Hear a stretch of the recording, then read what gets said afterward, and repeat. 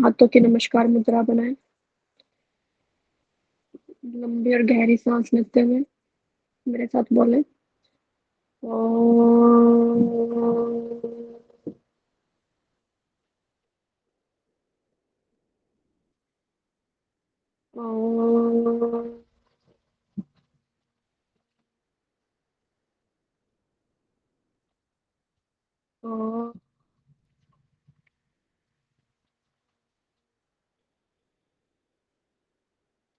ओम शांति शांति। दोनों हाथों को रब करते हुए चेहरे के समीप लेके आए। धीरे धीरे करके अपनी आंखें खोले। हाँ जी। चैंटिंग करते हैं। मैं प्रतिज्ञा करती हूँ कि आजीवन यम नियम का पालन करूंगी।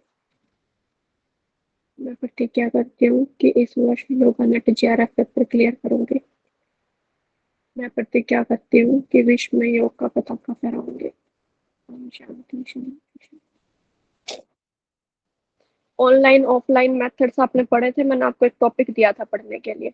हाँ जी मनीष जी, बिल्कुल मस्त, सब फर्स्ट क्लास, अच्छी बात है। हाँ जी, किसी ने पढ़ के देखा online offline method? Yes ma'am. हाँ जी, समझ आया आपको कि ऑनलाइन और ऑफलाइन मेथड में क्या था? हाँ जी। तो आज हमें चैप्टर शुरू करना है अपना इवेल्युएशन। ठीक है। इसके अंदर क्या देखो, हमने क्या क्या पढ़ा? हमने पढ़ा टीचर टीचिंग। टीचर जो प्रोसेस करेगा वो बोलेंगे टीचिंग। लर्नर, और लर्नर जो अपनी लर्निंग के लिए प्रोसेस कर रहे हैं उसको बोलेंगे लर्निंग। हमने टीचर पढ़ लिया, लर्नर पढ़ लिया, टीचिंग और लर्निंग। फिर हमने इनके एड्स भी पढ़े, टीचिंग एड्स क्या होते हैं। ठीक है। हाँ। आज हम अब हम क्या पढ़ने वाले हैं, जो हमारी टीचिंग का जो हमने ऑब्जेक्टिव अचीव किया है, ये पता कैसे लगाएंगे हम कि भी जो भी हमारा ऑब्जेक्टिव था वो हमने अचीव किया कि नहीं किया। कुछ पीरियड तक अगर मैंने आपको टीचिंग एप्टीट्यूड करवा दिया, तब मेरे को ये पता करना है कि जो मेरा ऑब्जेक्टिव था कि आपको टीचिंग एप्टीट्यूड अच्छे से समझ आ जाए, तो मैं ये कैसे पता करूंगी कि आपको वो टॉपिक अच्छे से आया है या नहीं आया। इसके लिए फिर हम क्या करते हैं, प्रोसेस करते हैं। कुछ भी टेस्ट ले सकती हूँ मैं, है ना, रिटर्न या ओरल टेस्ट हो सकते हैं आपका, या कोई भी असाइनमेंट हो सकता है, किसी भी तरीके के टॉपिक हो सकते हैं। ठीक है। तो वो जो प्रोसेस होती है उसको बोलते हैं इवेल्युएशन। जो प्रोसेस होती है ना, आपके ऑब्जेक्टिव को चेक करना कि आपका ऑब्जेक्टिव कितने हद तक क्या हुआ है, पूरा हुआ है, तो उस प्रोसेस को बोलते हैं इवेल्युएशन। समझ आई बात आपको? ठीक है। तो आज हमारा जो 6 चैप्टर है ना, वो यही है, इवेल्युएशन के बारे में हमें जानना है। कितने टाइप का, कितने तरीके से हम अपने ऑब्जेक्टिव को ये देख सकते हैं कि ये किस तरीके से पूरा होगा, मतलब कितने टाइप है इसके। अलग अलग प्रोसेस है हमारी इवेल्युएशन की। कोई ओरल टेस्ट ले सकता है, कोई सिर्फ ऑब्जर्व कर सकता है ना। और ये ध्यान दो, इवेल्युएशन ये ऐसा नहीं होता कि एग्जाम के बाद ही होगा। ठीक है। या आपने कोई टॉपिक सीख लिया उसके बाद ही होगा, नहीं। ये कंटिन्यूअस प्रोसेस होती है। कंटिन्यूअस प्रोसेस का मतलब क्या है यहाँ पे, जो देखो, ये कोई अपना अपने लाइफ के किसी भी पॉइंट पे हो, आप कुछ भी लर्निंग कर रहे हो, आप लर्निंग के बीच में अपने आप को जज कर सकते हो, अपने आप को इवेलुएट कर सकते हो कि हमने कितनी लर्निंग की है। लर्निंग पूरी होने के बाद कर सकते हो। ठीक है। जब लर्निंग कंप्लीट हो जाएगी, आपने कोई एक चैप्टर था आपने वो पूरा कर लिया, तो उसके बाद भी कर सकते हो, बीच में भी कर सकते हो, लाइफ टाइम चलता है। ये कोई जरूरी नहीं होता कि एग्जाम के बाद ही होगा, नहीं, एग्जाम के बीच में भी होता है। या लाइफ में आपने किसी चीज को मान लो कि कल आपने किसी से कुछ बात को सीखा। ठीक है। आपने आपने कल यही, किसी ने ये बोला कि भाई जब गुस्सा आता है ना, तो गुस्से में इंसान को शांत हो जाना, मतलब चुप रहना चाहिए, कुछ बोलना नहीं चाहिए, क्योंकि गुस्से के अंदर हम बहुत सारी ऐसी बातें बोल जाते हैं जो हमें, हम एक्चुअल में फील नहीं करते, लेकिन वो वर्ड्स के निकल जाती है ना। तो हम, किसी ने हमें ये बताया, तो हमने समझ लिया, सीख लिया। अब क्या हुआ कि एक ऐसी सिचुएशन क्रिएट होगी कि जिस सिचुएशन में हमें क्या करना पड़ा, जिस सिचुएशन में हमें क्या करना पड़ा, गुस्सा करना पड़ा। तो अब हमने वो गुस्से का लेवल, फिर हमने बाद में सोचा कि जो मैंने ये कल परसों सीखा था कि मेरे को अब इस टॉपिक पे कोई आर्ग्यूमेंट या कोई गुस्सा नहीं करना, तो हम उस टाइम पे अपने आप को क्या करेंगे, इवेलुएट करेंगे, क्या जो मैंने बोला वो मेरा गुस्सा था या मैंने गुस्सा नहीं किया, या किया था तो कितना किया, मैंने अपने गुस्से के अंदर एक वर्ड्स की लिमिट तो नहीं क्रॉस की, है ना। तो जब आप किसी लर्निंग के बाद, और लर्निंग के बाद जब आप उस चीज को करते हो ना, तो वो क्या होती है, इवेल्युएशन प्रोसेस, इवेलुएट होता है। आप अपने आप को क्या करते हो, परखने की कोशिश करते हो कि क्या जो मैंने ऑब्जेक्टिव या जो मेरा उद्देश्य था, जो मैंने अभी पूरा किया है, क्या वो पूरा हुआ है कि नहीं हुआ, हुआ है तो कितने कितने लेवल तक हुआ है। ठीक है, इसको बोलते हैं इवेल्युएशन। तो कंटिन्यूअस प्रोसेस का मतलब क्या है कि ये एक लाइफ टाइम चलती है, ऐसा नहीं होता कि सिर्फ आज कर लिया तो कल नहीं कर सकते। कभी भी अपने आप को क्या, अपने आप को भी, और जो कुछ भी आप लर्निंग कर रहे हो, जिस भी स्किल्स की आप प्रैक्टिस कर रहे हो, ट्रेनिंग ले रहे हो, तो आप कभी भी कर सकते हो। ठीक है, तो मैं अपनी स्क्रीन शेयर करती हूँ, एक बार मेरे को बताना मेरी स्क्रीन दिखाई दे रही है कि नहीं दे रही है आपको। शुरू करते हैं टॉपिक। हाँ जी, तो देखो इवेल्युएशन सिस्टम क्या होता है, मूल्यांकन मूल्यांकन तंत्र। ठीक है, ये क्या होता है, एक सिस्टमेटिक प्रोसेस होती है। ऐसा नहीं होता कि आप कभी भी बीच में कुछ भी कर रहे हो, नहीं, एक सिस्टम से की जाती है। ठीक है, अब एक बात बताओ, आप किस तरीके से करोगे अपने आप को। जैसे मान लो मैंने आपको बोला है कि भी मैं आपका टेस्ट लूंगी, तो मैं पहले क्या करूंगी, आप आपके जो ये प्रोसेस मैं कर रही हूँ, तो मैं आपके पहले टेस्ट के लिए क्वेश्चन को अरेंज करूंगी, है ना, क्वेश्चन लिखा, क्वेश्चन मैंने बना दिए, आपने वो क्वेश्चन को कर दिया। अब मैंने उन क्वेश्चनों के ना नंबर कर रखे कि एक फर्स्ट क्वेश्चन 1 नंबर का है, ये वाला 2 नंबर का है, ऐसे मैंने इनको अरेंज किया। ठीक है, फिर मैं इनको काउंट करूंगी टोटल कितने हुए। मैंने एक क्राइटेरिया रखा कि टेस्ट आपका 50 नंबर का था, और आपके जो टोटल नंबर आए, तो मतलब मैंने पहले कलेक्ट किया, एनालाइज किया, मैं हर एक क्वेश्चन को चेक कर रही हूँ, और चेक करके देख रही हूँ कि इस क्वेश्चन के अंदर जो पूछा गया था आपने वही लिखा है कि नहीं किया। एनालाइज भी कर लिया मैंने यहाँ पे अच्छे से। फिर मैंने डेटा कलेक्ट किया कि भाई आपके इसमें 2 नंबर थे, इसमें 3, इसमें 4, ठीक है, टोटल नंबर मैंने लिख लिया आपके 40। ठीक है, तो यहाँ पे मैंने एक पूरे तरीके से किया। ऐसा नहीं कि सिर्फ मैंने देखा कि आपने, कई बार क्या होता है कि मान लो टीचर सिर्फ इतना देखता है, ये क्वेश्चन था, एक क्वेश्चन की स्टेटमेंट थी, और बच्चे ने हाफ पेज कर रखा था, तो हाफ पेज देख के उसको 2 नंबर दे देंगे डायरेक्ट। ठीक है, 3 पेज का रखे होंगे तो 4 नंबर दे देंगे। बीच में से कुछ भी देखते हैं, इसको पढ़ते हैं, किसमें कुछ में बीच में लिख क्या रखा है, कोई गाने वगैरह तो नहीं लिख दिए, है ना।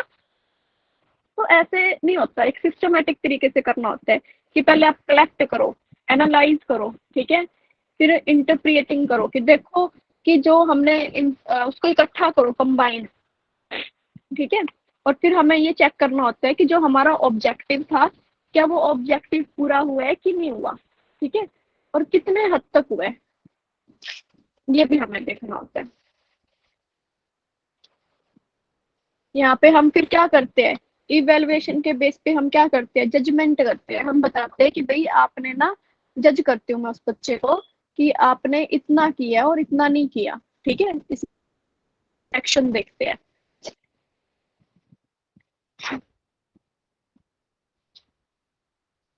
इसके करेक्टरिस्टिक्स क्या है इवेल्युएशन के, कंप्रहेंसिव, मतलब ये देखो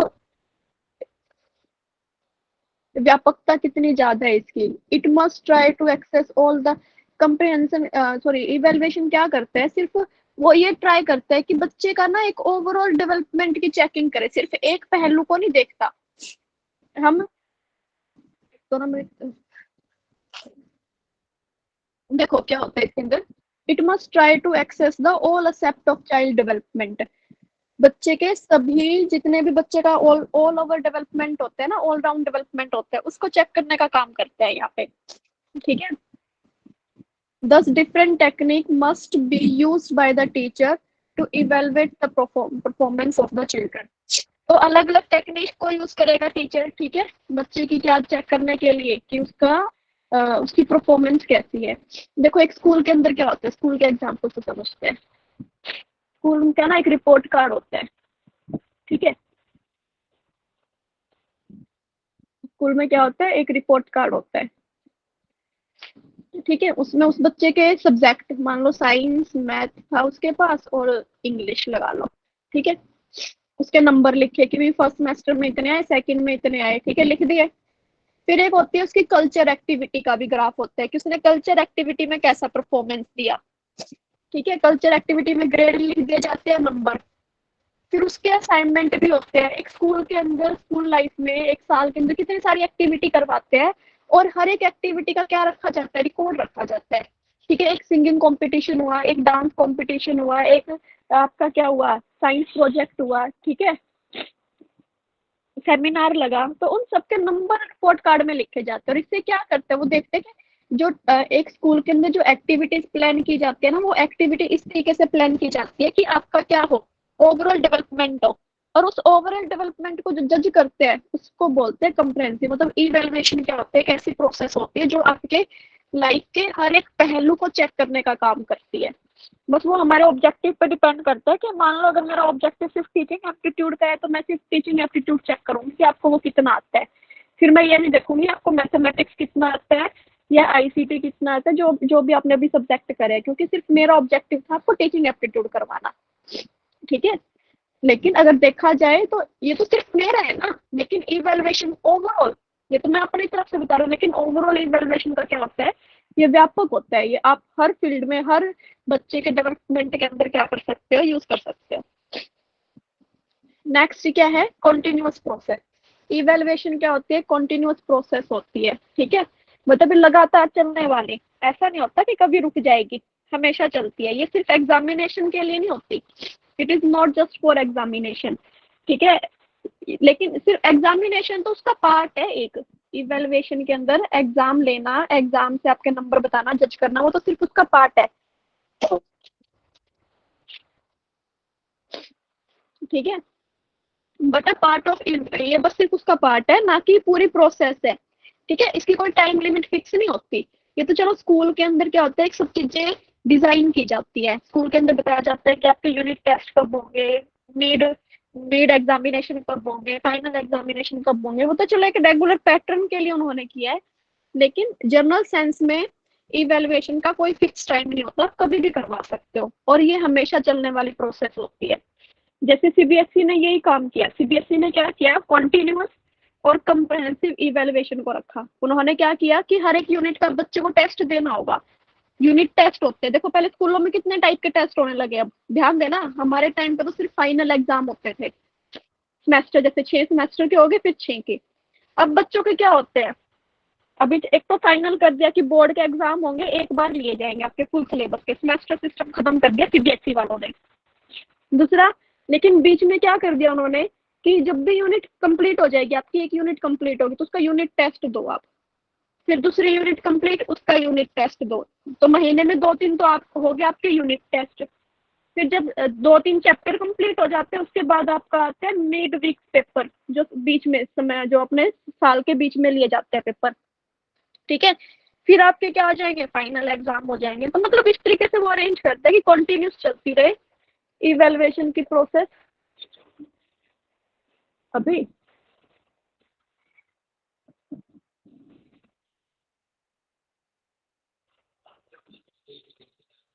ठीक है, हाँ जी, देखो, इवेल्युएशन इतना समझ आया आपको कि भाई क्या होती है कॉन्टिन्यूअस। सीबीएसई ने क्या किया, कॉन्टिन्यूअस किया, और क्या कर दिया कि अब ना जो बच्चे की एक्टिविटी डिजाइन की जाती है, उन एक्टिविटी के नंबर लगेंगे। ठीक है, ताकि बच्चे का ओवरऑल डेवलपमेंट हो। ठीक है, बच्चे को हर पहलू पे देखा जाएगा कि वो बोलने में कैसे है, पढ़ने में कैसे है, स्पोर्ट्स एक्टिविटी में कैसे है। ठीक है, ये सारी चीजें क्या करती है, उसको ऑल राउंड डेवलपमेंट करती है। तो यहाँ पे क्या किया, हीज एंड हर डिफिकल्टीज। अब ये क्या करते हैं, देखो सुनो, स्टूडेंट को हेल्प भी करते हैं। ठीक है, स्टूडेंट इवेल्युएशन के थ्रू अपने आप को आइडेंटिफाई कर सकते हैं, पता लगा सकते हैं कि उसकी डिफिकल्टीज कहाँ पे है। अब एक बात बताओ, सपोज करो कि आपने ना टीचिंग एप्टीट्यूड पूरा कर लिया और मैं उसका टेस्ट ना लूँ। ठीक है, जब तक मैं टेस्ट नहीं लूंगी ना, तब तक आपको पता नहीं चलेगा आपकी कमी कहाँ पे। आपको ये लगेगा कि मेरे को ये टॉपिक भी आता है, ये भी आता है, मेरे को सारे टॉपिक आते हैं। लेकिन जब आप टेस्ट दोगे तो आपको पता चलेगा, अरे ये टॉपिक मेरे को भी याद ही नहीं आ रहा क्या था इसके अंदर, ये कहाँ से क्वेश्चन पूछ लिया ये। फिर आपको समझ आता है कि हाँ मेरा अभी यहाँ पे वीक पॉइंट है, मैं इस चीज में गलती करता हूँ। ठीक है, तो आप फिर अपनी डिफिकल्टीज को पता कर सकते हो एक रेगुलर इंटरवल ऑफ टाइम में, from beginning to the academic session. Starting से शुरू हो जाते हैं, बिगिनिंग से ही, और पूरा एकेडमिक सेशन ये चलता है। इससे आप अपनी परफॉर्मेंस को क्या कर सकते हो, अच्छे तरीके से सुधार भी सकते हो, और उसमें जो भी आपको चेंज लाना है वो चेंज कर सकते हो। ये था आपका इवेल्युएशन, है ना। इसकी कैरेक्टरिस्टिक्स थे, मतलब क्या होता है, कॉम्प्रेसिव होता है और कंटिन्यूअस होता है। उसके बाद देखो difference between measurement, assessment, evaluation. Measurement क्या होती है, असेसमेंट क्या होती है, इवेल्युएशन क्या होता है। देखो मेजरमेंट सबसे छोटा पार्ट है, मेजरमेंट छोटा, उससे बड़ा क्या आएगा, असेसमेंट आएगा, और सबसे बड़ा सब इवेल्युएशन के अंदर आती है दोनों चीजें। तो ये तो पूरा का पूरा एक प्रोसेस है, लंबी चौड़ी प्रोसेस है ना। तो देखते हैं मेजरमेंट में क्या है। मेजर करते हैं इसमें हम सिर्फ स्टूडेंट की परफॉर्मेंस को, क्वांटिटेटिव, क्वांटिटेटिव मतलब नंबरों में। जैसे एक स्टूडेंट ने मैथ्स में कितने नंबर लिए, 92, साइंस में 75, सोशल साइंस में 65, ये हमने उसको क्या किया, मेजर किया है कि सब्जेक्ट में उसके कितने नंबर आए। ये होता है मेजरमेंट। असेसमेंट में क्या होता है कि अब बच्चे को ना अरेंज किया जाता है। अब यहाँ पे तो हमने सिर्फ एक बच्चे का देखा, असेसमेंट में बच्चे को बताया जाता है कि आप क्लास में किस पोजीशन पे हो, आप फर्स्ट पोजीशन पे हो, सेकंड पे हो, थर्ड पे हो। इससे थोड़ा और हम डीप में चले गए, बच्चे को थोड़ा सा और मीनिंग मिल गया अपने नंबरों का, कि मेरे को इतने नंबर लेने थे कि मैं फर्स्ट पे आऊँ, सेकंड पे आऊँ, या क्लास से लास्ट में हो, या थर्ड नंबर पे हो, किस तरीके से आप क्लास में कहाँ स्टैंड करते हो, 30 बच्चों में आपका स्कोर कितना है, 30 बच्चों में आप सेकंड नंबर पे आते हो या फर्स्ट नंबर पे आते हैं। ठीक है। तो असेसमेंट एक सेकंड स्टेप हो जाता है, जिसमें स्टूडेंट की परफॉर्मेंस को थोड़ा सा और डिस्क्राइब किया जाता है, थोड़ा और बढ़ा दिया जाता है। ठीक है। और इवेल्युएशन तो आप अभी पढ़ोगे, ये इसका ओवरऑल पार्ट है, ये सबसे बड़ी चीज है, इसके अंदर बहुत सारी प्रोसेस आती है आपकी। ठीक है। Relationship among the measurement assessment, ये पढ़ लेना, आसान है।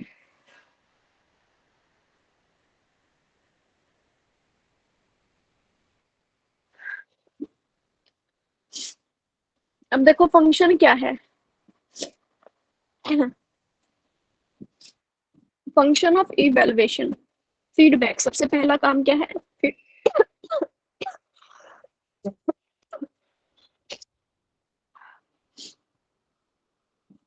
सबसे मैम आपकी पहला काम तबीयत क्या ठीक है, नहीं है? मुझे बस थोड़ी सी डाउन है।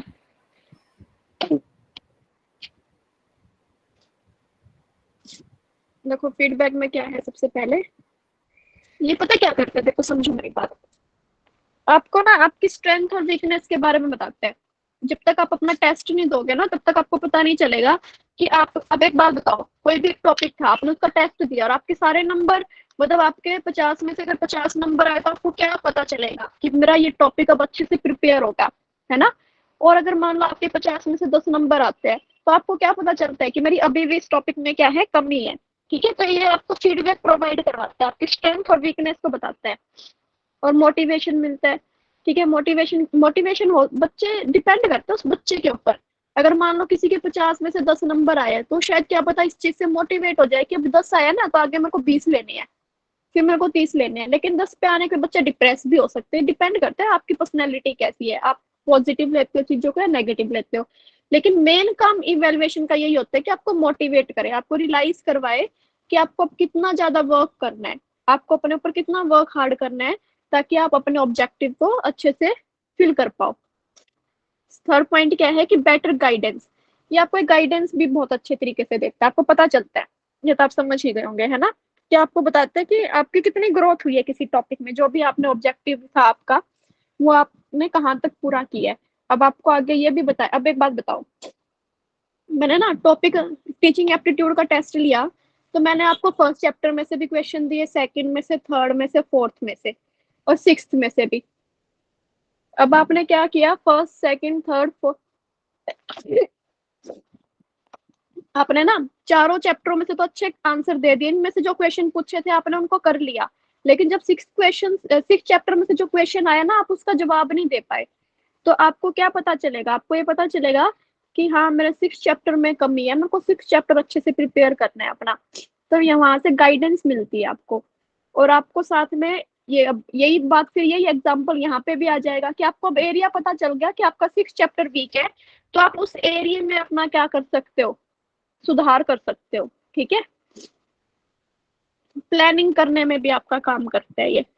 अब देखो, एक ना नया नया स्कूल ओपन हुआ, ठीक है, एक नया नया स्कूल खुला, स्कूल के अंदर भाई 1 साल हो गया, तो उन्होंने देखा कि हमारे स्कूल के अंदर ना 1 साल के अंदर हमने ये चीजें देखी है, बच्चे इस तरीके से परेशान थे, उनको ये कमी लगी, या हमारा रिजल्ट ऐसा आना था लेकिन ऐसा आया। तो इवेलुएशन आपको प्लानिंग करने में भी हेल्प करते हैं कि आप आगे किस तरीके से प्लान करो अपने ऑब्जेक्टिव को पूरा करने के लिए, किस तरीके से ऑर्गेनाइज करोगे। ठीक है। उसके बाद क्या आता है, रिवीजन ऑफ करिकुलम। इसमें हाँ, ये बात बिल्कुल सही बात है। अब देखो, आप जब कोई भी अपने ऑब्जेक्टिव जो आपने अचीव किया है, ठीक है, जब उसका टेस्ट लेते हो या कुछ भी करते हो तो रिवीजन भी होती है आपकी। अब आपने एक बार ऑब्जेक्टिव अचीव कर लिया, जैसे मान लो आपने टीचिंग एप्टीट्यूड का टेस्ट दे दिया, आप दोबारा फिर टेस्ट दोगे तो आपकी रिवीजन भी हो जाएगी, आप याद करोगे ना टॉपिक्स को। टेस्ट में एक क्वेश्चन पूछा गया तो आपको याद आ जाता है कि अरे हाँ, ये टॉपिक था, ये टॉपिक इस तरीके से था। ठीक है, तो यहाँ पे रिवाइज हो जाता है। फिर क्या है, एक मिनट रुको।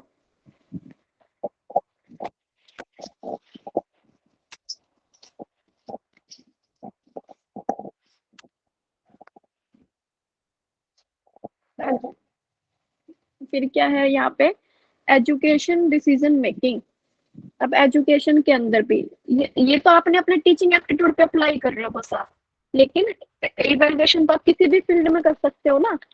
तो यहाँ पे आप डिसीजन मेक भी बना सकते हो एजुकेशनल लेवल पे, मतलब आप अपने स्टडी पे, ठीक है, या जो भी हमारे एजुकेशन फील्ड से जो भी चीजें रिलेटेड है, तो वहां पे आप ये सोच सकते हो कि भाई अब आपने मान लो बच्चों को एक बुक रेफर कर दी कि आप ना इस बुक में से पढ़ना, इस बुक में से क्वेश्चन आते हैं, और फिर आपने देखा एग्जाम में कि इस बुक में से क्वेश्चन बहुत कम आए हैं। तो फिर आप, अब आपने वो इवेलुएट किया ना बच्चों को, कि आपने देखा कि भाई उस टेस्ट को चेक किया आपने, जो टेस्ट आया था उस टेस्ट में ना इस बुक से क्वेश्चन बहुत कम पूछे गए। तो फिर आपको समझ आया कि भाई मेरे को इसके अलावा कोई और बुक सिलेक्शन भी करना चाहिए, बच्चों को क्लासिफिकेशन बताना चाहिए, है ना। तो आप इससे डिसीजन मेकिंग कर सकते हो। दूसरा, देखो, इंटर इंस्टीट्यूशनल कंपैरिजन। अब भाई वही आजकल न्यूज़पेपर में चल नहीं रहे, आकाश वालों के बच्चों ने, इतने बच्चों ने मैट्रिक वो किया, अपना एआईटी क्लियर किया है ना, जेई एग्जाम क्लियर किया, किसी ने ये, मतलब अलग अलग इंस्टीट्यूशनल भी क्या करते हैं, अपने आप का कंपैरिजन कर पाते हैं। जब तक वो कुछ अपने ऑब्जेक्टिव को पूरा करने के लिए कोई प्रोसेस, इवेलुएशन की प्रोसेस नहीं करेंगे, तो वो कैसे अपने आप को क्या करेंगे, कंपैरिजन कैसे होगा। इसमें हम submission of progress report to parent, ये प्रोसेस इवेलुएशन के थ्रू ही पॉसिबल होता है कि पेरेंट्स को हम बता पाते हैं कि आपके बच्चे का कितना प्रोग्रेस हुआ, आपके बच्चे का पहले किस लेवल पे था, अब किस लेवल पे आया है, 1 साल के अंदर बच्चे के अंदर कितना चेंज आया है। ठीक है, तो ये क्या थे, उसके कुछ फंक्शन थे। आपको, मेरे को लगता है कि समझ आ गया होगा, आसान है, कुछ भी नहीं है, इतना मुश्किल नहीं था ये। देखो, टाइप ऑफ इवेलुएशन करते हैं हम, कितने टाइप का होता है। पहले मैं ना एक छोटा सा डायग्राम बना देती हूँ ताकि आपको समझ आ जाए। तो डायग्राम से बताती हूँ आपको किस तरीके से होता है।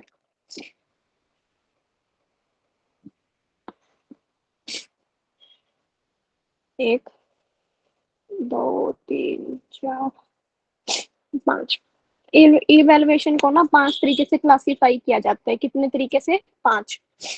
सबसे पहले आता है अप्रोच के बेस पे। किसके बेस पे आता है, अप्रोच पे, ये स्पेलिंग पूरी कर लेना। सेकंड आता है इंस्ट्रक्शन के बेस पे, इंस्ट्रक्शन के बेस पे आता है। थर्ड आता है रेफरेंस के बेस पे, ठीक है। फोर्थ आता है पर्पस के बेस पे, और ये आता है ग्रेड के बेस पे। तो ये हमारे 5 टाइप के होते हैं। सबसे पहले कौन सा होता है, अप्रोच के बेस पे, ठीक है। फिर क्या होता है, इंस्ट्रक्शन के बेस पे, फिर रेफरेंस के बेस पे, फिर पर्पस, और फिर ग्रेड। अब देखो, अप्रोच के बेस पे 2 तरीके का होता है, क्वांटिटेटिव, क्वांटिटेटिव होता है, और क्या होता है, क्वालिटेटिव होता है। ठीक है, ये हम करेंगे अभी। इंस्ट्रक्शन के बेस पे 4 तरीके का होता है, प्लेसमेंट, फॉर्मेटिव, डायग्नोस्टिक, और एक होता है समेटिव। ठीक है, इंस्ट्रक्शन के बेस पे 4 तरीके का है, प्लेसमेंट, फॉर्मेटिव, डायग्नोस्टिक, समेटिव। ठीक है, इसको मैं कर देती हूँ। अब रेफरेंस के बेस पे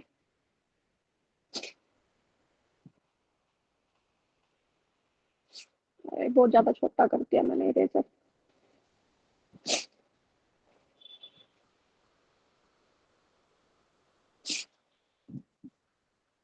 रेफरेंस के बेस पे होता है 2 टाइप का। ठीक है, नॉर्म रेफरेंस होता है, क्राइटेरियन होता है। पर्पस के बेस पे होता है, पर्पस वाला लिख देती हूँ डायरेक्ट यहाँ पे। पर्पस के बेस पे होता है डायग्नोस्टिक, एप्टीट्यूड, अचीवमेंट, फिर होता है प्रोफेंसी। ठीक है, ये 4 टाइप का होता है। ये आप अपनी केवीएस मदान की बुक में देखोगे ना, आपको छोटा सा डायग्राम मिलेगा एक। ग्रेड के बेस पे होता है 2 टाइप का, डायरेक्ट और क्या होता है, इनडायरेक्ट।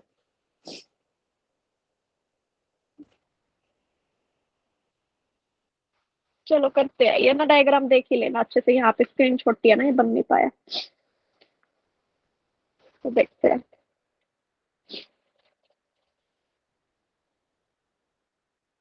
हाँ जी, हमने देखो यहाँ से करना है टाइप ऑफ इवेल्युएशन। मेरी आवाज आ रही है आपको, स्क्रीन दिखाई दे रही है अच्छे से? बताना। दिख रही है मैम, दिख रही हाँ है। जी, कोई भी बताना। हाँ जी, ठीक है, चलो देखो। टाइप ऑफ इवेल्युएशन के बेस पे ना ये 2 टाइप की होती है। ठीक है, बेसिक नेचर क्या है? सबसे पहले एक टाइप आता है क्वांटिटेटिव, एक आता है क्वालिटेटिव। अप्रोच के बेस पे यहाँ पे लिख सकते हो, अप्रोच के बेस पे भी। अप्रोच के बेस पे क्वांटिटेटिव, क्वालिटेटिव। क्वांटिटेटिव में नंबर पे बात करोगे आप। ठीक है, यहाँ पे नंबर दोगे आप, मेजर करोगे नंबरों में, 10 नंबर मान लो। आप एक रिटन टेस्ट ले सकते हो यहाँ पे। रिटन टेस्ट में नंबर दे दिया आपने, क्वेश्चनों के 5 नंबर का, कोई 4 नंबर का, कोई 3 नंबर का है। ठीक है, ओरल में आपने बोला कि मैं तुझसे 10 क्वेश्चन सुनूंगा और हर एक क्वेश्चन 1 नंबर का होगा। अगर तूने 10 के 10 क्वेश्चनों का आंसर दिया, 10 नंबर, 8 का दिया तो 10 में से 8 नंबर आएंगे। मतलब जहाँ पे नंबरों में काउंट किया जाता है वो होता है क्वांटिटेटिव। और क्वालिटेटिव वो होता है जो सिर्फ आप जिसमें नंबर मायने नहीं रखते। ठीक है, जैसे ऑब्जर्वेशन। अब मान लो आपने किसी को ना एक वो सिखाया, आपने किसी को आसन करवाया, एक बताया कि ये आसन इस तरीके से करना है, उसने वो सीख लिया। अब आप उसका टेस्ट लोगे और उसको बोलोगे कि तू करके दिखा। तो आप उसको सिर्फ ऑब्जर्व कर रहे हो। ऑब्जर्व करके आपने देखा कि वो अच्छे से आसन कर पा रहा है कि नहीं कर पा रहा, वो पहले सही स्टेप में गया, सेकंड थर्ड सही तरीके से उसने आसन किया, तो आप उसको बोलोगे कि भाई हाँ तूने अच्छे से सीख लिया, एज इट इज है। तो मतलब एक ऑब्जर्वेशन से। इंटरव्यू लेके भी आप किसी का क्या करते हो, इवेलुएशन करते हो। इंटरव्यू से भी आप पूछते हो, क्वेश्चन पूछते हो, फिर देखते हो कि हाँ इसने इस क्वेश्चन का आंसर सही दिया है, तो इसने अपना ऑब्जेक्टिव पूरा किया है। तो क्वालिटेटिव में नंबर मायने नहीं रखते, नंबर नहीं होता, सिर्फ थ्योरी होती है। और क्वांटिटेटिव में क्या होते हैं, नंबर होते हैं। अभी देखो आगे देखते हैं हम। क्वांटिटेटिव में कैसे कैसे एग्जाम होंगे आपके, रिटन टेस्ट हो सकते हैं। ठीक है, रिटन एग्जामिनेशन हो सकता है, पेपर पेंसिल का यूज कर सकते हो आप। ओरल एग्जामिनेशन हो सकता है कि जिसमें आप सुन सकते हो, उसकी प्रोनाउंसिएशन देख सकते हो, उसकी रीडिंग एबिलिटी चेक कर सकते हो, या वाइवा ले सकते हो उसका, है ना। प्रैक्टिकल एग्जामिनेशन में क्या होता है कि आप कोई एक्सपेरिमेंट करवा सकते हो, कोई स्किल आपने सिखाई थी तो उसका देख सकते हो कि वो स्किल के लिए आप बोल दोगे कि तो अब ये करके दिखा। ठीक है, प्रैक्टिकली आप करवा सकते हो ये सारे काम। साइंस में, टेक्नोलॉजी में, ठीक है, एग्रीकल्चर में, क्राफ्ट, म्यूजिक, इन सब में आप प्रैक्टिकल करवा सकते हो। जैसे हमारे योगा में प्रैक्टिकल होते हैं ना, तो उस योगा में ना नंबर भी दिए जाते हैं। अगर आप नंबर नहीं दे रहे, सिर्फ देख के बता रहे हो कि हाँ सही है, तो वो तो चला गया आपका क्वालिटेटिव में, सिर्फ ऑब्जर्व किया आपने उसको। ठीक है, लेकिन अगर आप नंबर मेंशन कर रहे हो कि भाई 10 में से 4 नंबर दूंगा, जो हमारे बेसिकली प्रैक्टिकल में होता है, अपने मास्टर्स में भी नंबर हमें दिए जाते हैं प्रैक्टिकल एग्जामिनेशन के, तो फिर वो आ जाता है क्वांटिटेटिव के अंदर। ठीक है, इसी तरीके से क्वालिटेटिव। क्वालिटेटिव के अंदर क्या क्या होता है, देखो मैं बताती हूँ आपको। मैंने लिखा भी होगा, यहाँ पे लिखा हुआ है कि नहीं लिखा हुआ है, 1 मिनट रुको। अच्छा नहीं है, इन्हीं में समझो, देखो मैं समझाती हूँ। ये आपका ना केवीएस मदानमैन की थ्योरी गिवन है, वो थ्योरी ही मैं आपको समझा रही हूँ। आपको जब आप पढ़ोगे ना समझ आ जाएगा। देखो ऑब्जर्वेशन में क्या होता है, ऑब्जर्वेशन में तो सिर्फ आप क्या करते हो, किसी के बिहेवियर को क्या करते हो, देखते हो, है ना, उसका बिहेवियर कैसा, ऑब्जर्व करने का काम करते हो। और ऑब्जर्व करने से जो आप कंक्लूजन पे आते हो उसको हम बोलते हैं ऑब्जर्वेशन, मतलब उससे आपने क्या किया, इवेल्युएशन किया। इंटरव्यू के थ्रू आप क्या करते हो, इंटरव्यू में क्या करते हो, आप क्वेश्चन पूछते हो, है ना, किसी से कुछ मतलब डायरेक्ट इनडायरेक्ट दोनों तरीके से पूछ सकते हो, डायरेक्टली भी कोई क्वेश्चन पूछ सकते हो या घुमा फिरा के पूछ सकते हो। और फिर आप ये देखते हो कि वो किस तरीके से बिहेव कर रहा है, उसने सही आंसर दिया है गलत दिया है। आप यहाँ पे रिकॉर्डिंग कर सकते हो, साथ में कुछ राइट कर सकते हो इंटरव्यू के दौरान कि उसने क्या क्या क्वेश्चनों के आंसर दिए हैं। तो इस तरीके से यहाँ पे ऑब्जर्वेशन और इंटरव्यू के थ्रू आप क्या कर सकते हो, चेक कर सकते हो। नेक्स्ट आता है चेकलिस्ट। चेकलिस्ट क्या होता है कि आपने ना क्वेश्चन दे दिए और सिर्फ क्वेश्चनों में लिखा है, दो ऑप्शन दिए है, यस या नो, सिर्फ यस या नो में आंसर देना है बच्चों को, ठीक है। तो जो यस या नो में आंसर देगा उसको बोलते हैं चेकलिस्ट, या तो यस करेगा या नो करेगा। नंबर नहीं होते इसमें, सिर्फ यस या नो पे चेक करते हैं। एक क्वेश्चन था उसका आंसर उसने यस दिया, ठीक, आपने क्वेश्चन ये पूछ लिया, क्या क्या तूने आज दवाई ली थी, ठीक है। तो उसने अगर आपने कल उसको सिखाया कि भाई तू बीमार है, तेरे लिए टेबलेट लेना बहुत जरूरी है, ठीक है, उसने समझ लिया सीख लिया, और इस तरीके से तेरे को टेबलेट लेनी है, ये पैटर्न है उस गोली को खाने का या बनाने का। फिर आपने क्वेश्चन पूछा बताओ भाई यस या नो में, तो वो यस करेगा तो आप समझ जाओगे कि भाई हाँ उसने अपनी लर्निंग अच्छी की है। और अगर नो किया तो आपको क्या पता चलेगा कि भाई उसने तो कुछ सीखा ही नहीं, उसने कुछ समझा ही नहीं। ठीक है, ये होता है चेकलिस्ट। चेकलिस्ट में दो ऑप्शन होते हैं, या तो राइट या रॉन्ग या यस या नो, ठीक है। फिर आता है आपका रेटिंग स्केल। रेटिंग स्केल में क्या होता है कि आप रेट करवाते हो, आपने देखा है ना ऐसे ऐसे वो आते हैं, जैसे आप पूछते हो कि आज का दिन कैसा गया, ठीक है। एक आएगा गुड, सीरीज वाइज होते हैं, ठीक है, एक आएगा वेरी गुड, ठीक है, फिर आएगा अमेजिंग, फिर आएगा फैंटास्टिक, है ना। तो जो रेटिंग, एक रेटिंग मतलब किसी अ, घटते क्रम में हो या बढ़ते क्रम में हो, एक रेगुलर चलता रहे पैटर्न। जैसे नंबर बोलते हैं पुअर, ठीक है, बहुत ही फेल हो गए तो फेल हो गया, पुअर आए नंबर, गुड आए, वेरी गुड, एक्सीलेंट, है ना, वो होते हैं रेटिंग स्केल। उस रेटिंग स्केल के अकॉर्डिंग जिस तरीके से आप जज करते हो, ठीक है। फिर आता है क्यूमुलेटिव रिकॉर्ड्स। इसमें क्या होता है, इंडिविजुअल का कोई भी स्टूडेंट है उसका सारा डेटा रिकॉर्ड किया जाता है, उसका सारा डेटा होता है। डेटा यूजली किस फॉर्म में होता है, वो रिटर्न फॉर्म में होता है, नंबरों वगैरह में नहीं होता कि उसने ऐसा बिहेव किया। जैसे टीचर लिख के देते हैं ना, रिपोर्ट कार्ड के नीचे लिख के देते हैं कि आपका बच्चा अच्छा है और ये चीज उसकी बेटर है या उसको इस चीज में कमी है, वो लिख के देते हैं, ठीक है। उसको बोलते हैं हम क्यूमुलेटिव रिकॉर्ड, जिसमें एक बच्चे का ना सारा डेटा हो, उसका इंडिविजुअल का, उसने पूरे साल भर क्या किया क्या नहीं किया, लेकिन रिटर्न फॉर्म में, नंबरों की फॉर्म में नहीं होता, और ऑर्गेनाइज्ड होता है। और वो क्या करते हैं, इस रिकॉर्ड को ना स्कूल वाले संभाल के रखते हैं। आजकल मुश्किल है वैसे इतने बच्चों का रिकॉर्ड संभालना, लेकिन आईसीटी की हेल्प से वो संभाल के रखना आसान हो गया अब हमारे लिए, हर बच्चे का, ताकि कभी भी किसी को कोई जरूरत हो तो फिर वो क्या कर सके, पता कर सके। अब मान लो कोई बच्चा बड़ा होके कोई उसने क्राइम कर दिया है ना, कुछ बड़ा गलत कर दिया, तो पुलिस वाले क्या देखेंगे, उसको समझने की कोशिश करेंगे उसका नेचर ऐसा क्यों है, ठीक है, क्या कमी रही, तो उसके स्कूल जाएंगे, स्कूल से पूछेंगे बताओ बच्चे का बिहेवियर कैसा था क्या था, तो वो रिकॉर्ड दे देंगे उसको, देखो भाई ये रिकॉर्ड है हमारे पास बच्चे का। अब इतने हर एक बच्चों को याद तो नहीं रख सकते, लेकिन ये रिकॉर्ड हेल्प करते हैं, ठीक है।